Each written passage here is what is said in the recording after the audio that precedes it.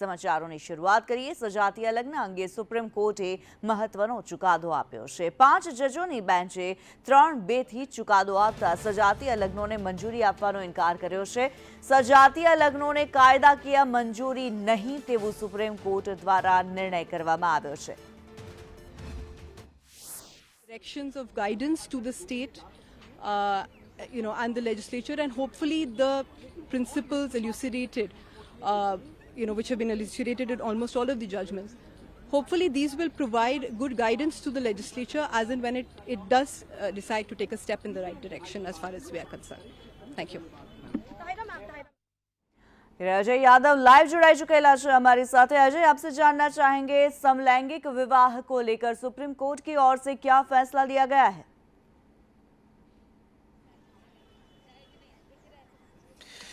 देखिए, 5 जजों की जो संविधान पीठ थी उसमें 4 अलग अलग तरह के निर्णय थे, लेकिन कोर्ट की तरफ से जो टिप्पणियां दी गई उसमें एक बात साफ कह दी गई कि कानून बनाने का जो अधिकार है वो सुप्रीम कोर्ट का नहीं है बल्कि वो सरकार का है.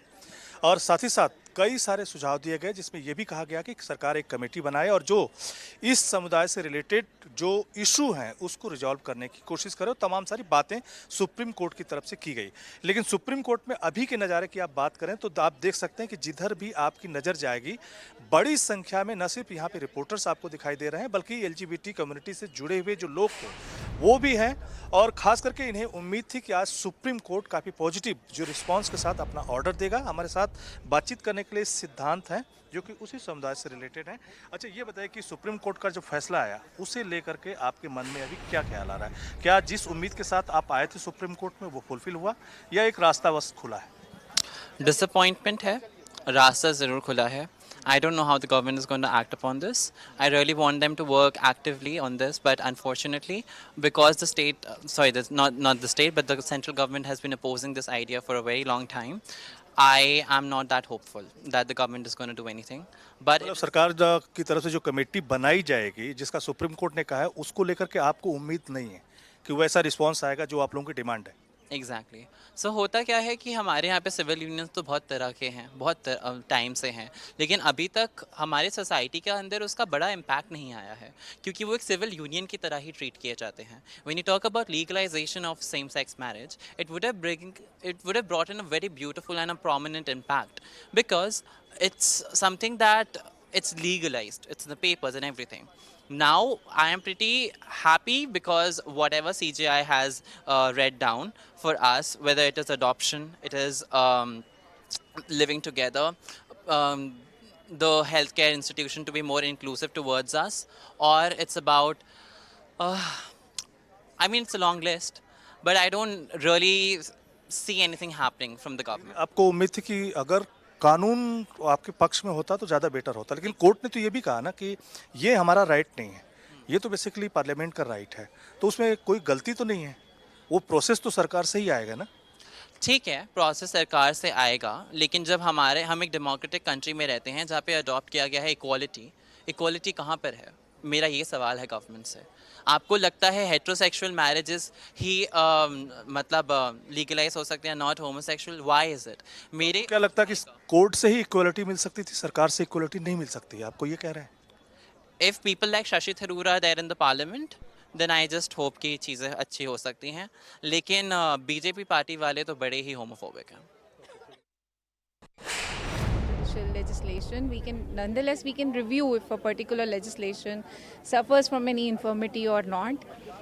They also refuse to read into the provisions of Special Marriage Act or to hold Section 4 of the Special Marriage Act as unconstitutional. So that I think all 5 judges have taken that view, and unfortunately the expectation that the LGBTQI committee had from the court has not been met right now. We don't know what is going to happen in the future. The struggle for the LGBTQI community has been full of obstacles right from the first judgment that was pronounced.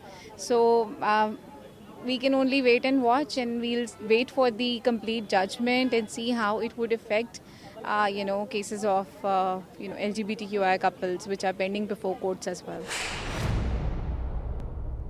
कहते थे कि हम court से करा लेंगे, आज उनको पता चल गया कि हिंदुस्तान की भी कोर्ट जो हमारा जो सिस्टम को चेंज करने के लिए नहीं है। हमारी सुप्रीम कोर्ट भी जो है वो ये मानती हैं कि कानून बनाने का, कानून को अमेंड करने का अधिकार भारत की संसद को है आज, और भारत सरकार का भी यही था।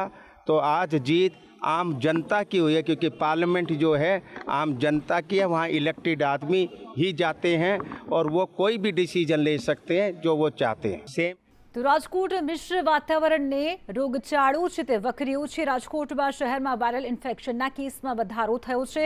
સામાન્ય બીમારીના કેસો 15% જેટલા વધ્યા છે। સામાન્ય બીમારીના એક સપ્તાહમાં 1000ને પાર કેસ થઈ ગયા છે। શરદી ઉધરસ તાવના કેસો બેકાબૂ થયા છે। મચ્છરજન્ય રોગચાળો પણ વધ્યો છે। ડેન્ગ્યુના બાદ ટાઇફોઇડના 3 કેસ નોંધાયા છે, તો મેલેરિયા અને ચિકનગુનિયાના 3 કેસ નોંધાયા છે।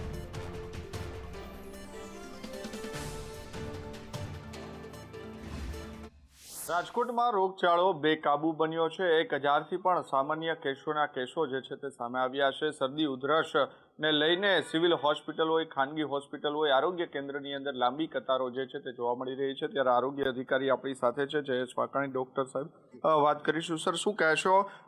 આરોગ્યમાં અત્યારે જોઈએ તો આંકડાઓ જે છે તે સામે આવ્યા છે। સપ્તાહના 1000ને પાર કેસો જે છે તે નોંધાયા છે। શું છે આંકડાકીય માહિતી? જી, ખાસ કરીને વાત કરું તો ગત સપ્તાહે છે શરદી ઉધરસ અને તાવના કેસીસમાં છે એ ઉછાળો છે નોંધાયેલો છે। 771 જેટલા શરદી ઉધરસ અને તાવના કેસીસ છે એ નોંધાયેલો છે। આ ઉપરાંત ડેન્ગ્યુ અને ચિકનગુનિયાના કેસીસ પણ જે નોંધાયેલા છે, પરંતુ ડેન્ગ્યુ ચિકનગુનિયામાં કેસીસમાં આપણે થોડા આંશિક સમાચાર છે કે સ્ટડી લાઇન મુજબના જ નોંધાયેલો છે। એમાં કોઈ પીક જોવા મળેલ નથી, પરંતુ 100% વાયરલ ઇન્ફેક્શનમાં છે એ ઘણો વધારે જોવા મળ્યો છે। ખાસ કરીને વાત કરું તો હાલ જે મચ્છરજન્ય રોગચાળો છે એ હાલ અત્યારે કંટ્રોલની સ્થિતિમાં કહી શકાય, વધારો નથી, કારણ છેલ્લા 15 દિવસથી વરસાદની સિઝન નથી।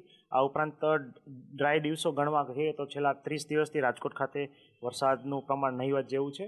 તેના કારણે મચ્છરજન્ય રોગચાળો છે એ આગામી 2 કે 3 સપ્તાહમાં નિયંત્રણમાં આવી શકે તેવી પૂરેપૂરી શક્યતા છે। આ ઉપરાંત પાણીજન્ય રોગચાળો છે એમાં પણ ઘટાડો નોંધાયેલો છે।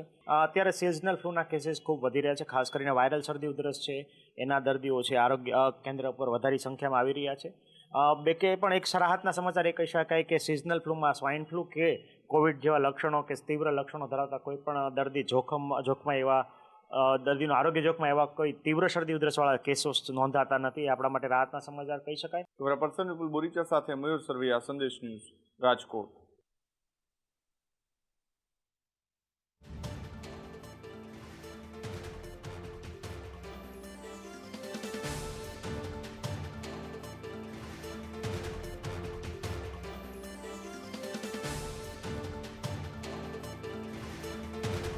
તમામ મહત્વપૂર્ણ સમાચારો વિગતવાર જોઈશું। સૌથી પહેલા વાત કરીએ રાજકોટની। રાજકોટ મહાનગરપાલિકા કચેરીએ સ્ટેન્ડિંગ કમિટીની બેઠકમાં રખડતા ઢોરને નાથવા એક મહત્વનો અને મોટો નિર્ણય કર્યો છે। રાજકોટમાં જો હવે રખડતા ઢોર પકડાશે તો 3 ગણો દંડ વસૂલવામાં આવશે। રખડતા ઢોર પ્રથમ વખત પકડાશે તો 3000 રૂપિયાનો દંડ વસૂલાશે। જો બીજી વખત રખડતા ઢોર પકડાયા તો 4500નો દંડ ફટકારાશે, અને જો ત્રીજી વખત રખડતા ઢોર પકડાશે તો 6000નો દંડ વસૂલવામાં આવશે। વ્યક્તિગત પશુઓ રાખવા માટે પરમિશન લેવી ફરજિયાત થઈ ગઈ છે। દૂધનું વેચાણ કરી ધંધો કરનારને લાયસન્સ પણ લેવું પડશે, અને નવા નિયમો મુજબ જો અરજી કરતા વધારે ઢોર હશે તો માલધારી સામે કાર્યવાહી હાથ ધરવામાં આવશે। રાજ્ય સરકાર શ્રીના પરિપત્ર મુજબ આ વખતની સ્ટેન્ડિંગમાં પશુઓનો જે કાયદો, જે ભાવ વધારો હતો, એનિમલ હોસ્ટેલનો પશુઓના દંડનો જે ભાવ વધારો હતો, રાજ્ય સરકારની ગાઈડલાઈન મુજબ આજની સ્ટેન્ડિંગમાં મહાનગરપાલિકાએ સંકલન સમિતિએ અને સ્ટેન્ડિંગ કમિટીના સભ્યોએ નિર્ણય કર્યો છે કે એ પણ દરખાસ્ત અમે આજે મંજૂર કરીએ છીએ। રાજ્ય સરકારે સમગ્ર ગુજરાતની અંદર દંડની રકમ રાજકોટ મહાનગરપાલિકા સહિત 8 મહાનગરપાલિકામાં દંડની જે જોગવાઈ હતી એમાં જે ભાવ વધારો કરવામાં આવ્યો છે, એમાં ખાસ કરીને પશુઓ જ્યારે પકડાય ત્યારે એના 500 રૂપિયા દંડ હતો, એના 1500 રૂપિયા કરવામાં આવ્યા છે। અને જ્યારે એનિમલ હોસ્ટેલમાં રાખવામાં આવે એ અમે 1000 રૂપિયા લેતા હતા, એના અમે 3000 રૂપિયા લઈશું।